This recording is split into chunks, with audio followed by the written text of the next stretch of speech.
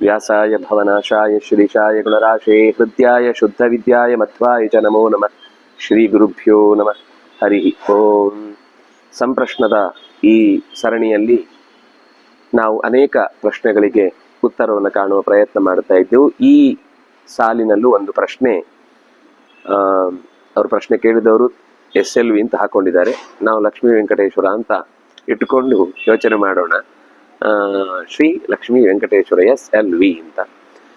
ಅವರ ಪ್ರಶ್ನೆಯ ಸ್ವರೂಪ ಇದ್ದದ್ದು ಇಷ್ಟು: ಶಾಸ್ತ್ರ ಮತ್ತು ಧರ್ಮ ಇವುಗಳು ಒಂದೇನೋ ಬೇರೆನೋ? ಒಂದು ವೇಳೆ ಬೇರೆ ಆಗಿದ್ರೆ ಅವುಗಳ ನಡುವಿನ ಸಂಬಂಧ ಏನು ಅಂತ ಇಷ್ಟು ಕೇಳಿದ್ದಾರೆ. ಶಾಸ್ತ್ರ ಅನ್ನುವ ಶಬ್ದದ ಅರ್ಥ ಶಾಸತಿ, ಒಬ್ಬ ವ್ಯಕ್ತಿಯನ್ನ ಸರಿಯಾದ ದಾರಿಯಲ್ಲಿ ಕರೆದುಕೊಂಡು ಹೋಗುವುದಕ್ಕಾಗಿ ಮಾಡಿದ ಕೆಲವು ನಿಯಮಗಳು. ಅದು ಬಹಳ ಮುಖ್ಯವಾಗಿ ಮಧ್ವಾಚಾರ್ಯರು ವಿಷ್ಣು ತತ್ವ ನಿರ್ಣಯದಲ್ಲಿ ಶಾಸ್ತ್ರಗಳು ಯಾವುದು ಅಂತ ಕೇಳಿದಾಗ ಚತ್ವಾರಹ ವೇದಾಹ, ಮಹಾಭಾರತ, ಮೂಲ ರಾಮಾಯಣ ಮತ್ತು ಪಂಚರಾತ್ರ ಇಷ್ಟು ಶಾಸ್ತ್ರ. ಇವುಗಳಿಗೆ ಸಹಾಯಕವಾಗಿ ಅನುಕೂಲಕರವಾಗಿ ಇನ್ಯಾವುದಾದ್ರೂ ಋಷಿಗಳ ಮಾತುಗಳು ಸ್ಮೃತಿ ರೂಪದಿಂದ ಬಂದಿದ್ರೆ ಅವುಗಳು ಕೂಡ ಈ ವಿಷಯದಲ್ಲಿ ಶಾಸ್ತ್ರ ಅಥವಾ ಇವುಗಳು ಪ್ರಮಾಣ ಅಂತ ಅನ್ನಿಸ್ತಾವೆ. ಒಂದು ವೇಳೆ ವೇದದಲ್ಲಿ ಹೇಳಿದ ನಿಯಮಗಳಿಗೆ ಅದು ವಿರುದ್ಧವಾಗಿದ್ರೆ ಅದನ್ನ ಬಿಟ್ಟು ಬಿಡಿ ಅನ್ನುವ ಮಾತನ್ನು ಕೂಡ ಆಚಾರ್ಯರಲ್ಲಿ ನೆನಪಿಸ್ತಾರೆ. ಹಾಗಾಗಿ ಶಾಸ್ತ್ರ ಅನ್ನುವ ಶಬ್ದದ ಅರ್ಥದಿಂದ ನಮಗೆ ತಿಳಿಯುವಂಥದ್ದೇನು ಅಂದ್ರೆ, ನಾವು ಜೀವನವನ್ನ ಸರಿಯಾಗಿ ನಡೆಸ್ಲಿಕ್ಕೋಸ್ಕರ ನಮಗೊಂದು ಗೈಡ್ ಲೈನ್. ಧರ್ಮ ಅಂದ್ರೆ ಏನು ಅಂದ್ರೆ, ಈ ಶಾಸ್ತ್ರದಿಂದ ನಾವು ಸರಿಯಾದ ಒಂದು ನಡತೆಯಿಂದ ಏನು ಒಂದು ವ್ಯವಸ್ಥಿತವಾದ ಜೀವನ ನಡೆಸ್ತೇವೆ, ಇದು ಧರ್ಮ ಯಾವುದು ಅಂತ ನಮಗೆ ಗೊತ್ತಾಗುತ್ತೆ ಆ ಮಾತಿನಿಂದ. ಹೀಗ್ ನಡೆದ್ರೆ ಧರ್ಮ, ಹೀಗ್ ನಡೆಯದೇ ಹೋದ್ರೆ ಅದು ಅಧರ್ಮ ಅನ್ನೋದು ಏನು ಔಟ್ಪುಟ್ ಇದೆ ಅದು ಧರ್ಮ. ಅದು ತಪ್ಪಾಗಿ ಹೋದ್ರೆ ಅಧರ್ಮ ಅಂತ ಅನ್ನಿಸಿಕೊಳ್ಳುತ್ತೆ. ಧರ್ಮ ಅನ್ನುವ ಶಬ್ದಕ್ಕೆ ಮತ್ತೆ ನಾವು ವಿವರಣೆ ಕೊಡಬೇಕಾದದ್ದು ಏನು ಅಂದ್ರೆ, ಎಲ್ಲರೂ ಕೂಡ ಪರಸ್ಪರ ಹೊಂದಿಕೊಂಡು ಒಬ್ಬರಿಗೊಬ್ಬರು ಸಹಾಯಕರಾಗಿ ಬದುಕುವಂತೆ ಒಂದು ಜೀವನದ ವ್ಯವಸ್ಥೆ ಏನಿದೆ ಅದನ್ನು ಧರ್ಮ ಅಂತ ಕರೀತಾರೆ. ಹೀಗಾಗಿ ಶಾಸ್ತ್ರ ಮತ್ತು ಧರ್ಮ ಎರಡು ಬೇರೆ ಬೇರೆ.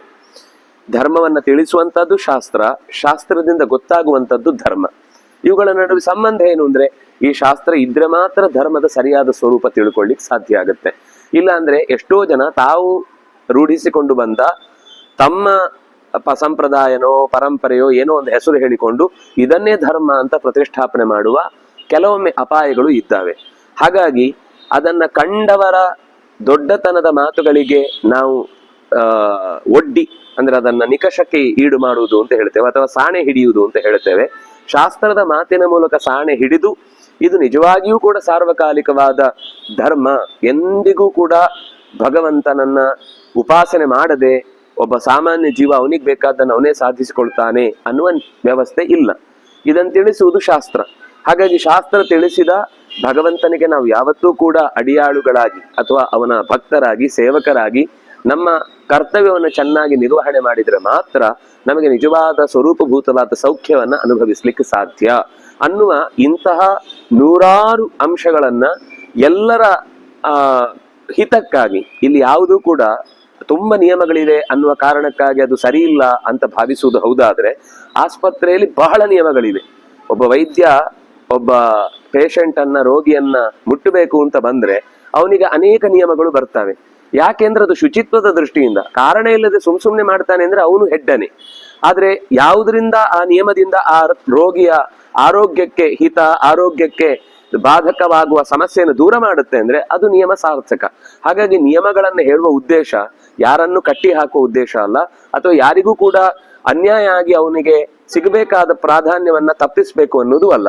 ಹೀಗೆ ಅವರವರ ಜೀವಕ್ಕೆ ಯೋಗ್ಯ ವಸ್ತುಗಳು ಅಥವಾ ಯೋಗ್ಯ ಸವಲತ್ತುಗಳು ಅಥವಾ ಯೋಗ್ಯ ಸ್ಥಾನಗಳು ಸಿಗುವುದಕ್ಕೆ ಏನೆಲ್ಲ ವ್ಯವಸ್ಥೆಗಳನ್ನು ಹೇಳ್ತಾರೋ ಅವುಗಳು ನಿಯಮಗಳು ಸಾರ್ಥಕ, ಮತ್ತು ಆ ನಿಯಮವೇ ಶಾಸ್ತ್ರ ಅನ್ಸುತ್ತೆ ಹೊರತು ಒಬ್ಬರನ್ನೊಬ್ಬರು ದ್ವೇಷಿಸುವ ರೀತಿಯಲ್ಲಿ ಅಥವಾ ಒಬ್ಬರಿಗೆ ಸಿಗಬೇಕಾದ ಮನ್ನಣೆಯನ್ನ ಸಿಗದಂತೆ ಮಾಡುವ ಸಾಲುಗಳಲ್ಲಿ ನಿಯಮದ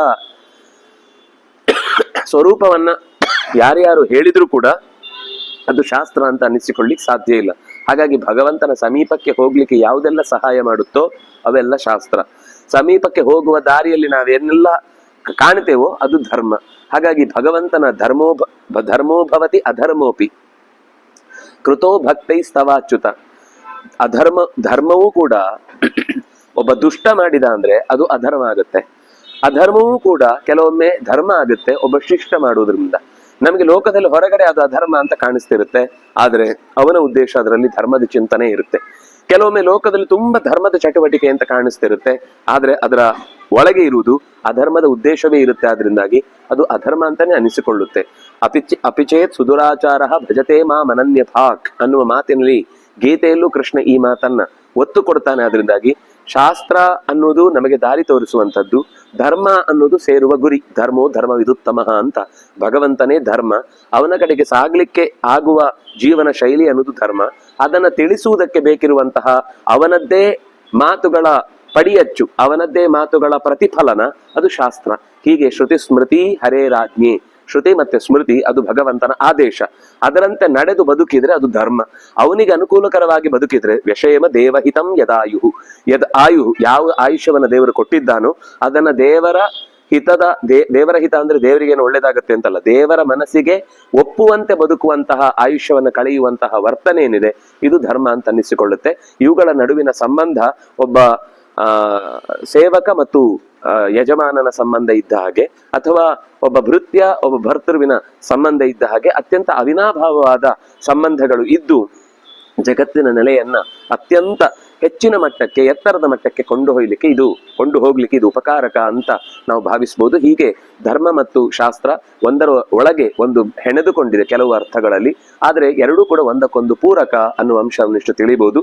ಮತ್ತಷ್ಟು ಇಂತಹ ಪ್ರಶ್ನೆಗಳ ಚಿಂತನೆಗಳನ್ನ ಈ ವೇದಿಕೆಯಲ್ಲಿ ಮುಂದೆ ಅವಕಾಶ ಸಿಕ್ಕಿದಾಗ ನಡೆಸೋಣ ಅಂತ ಹೇಳ್ತಾ ನಮಸ್ಕಾರ.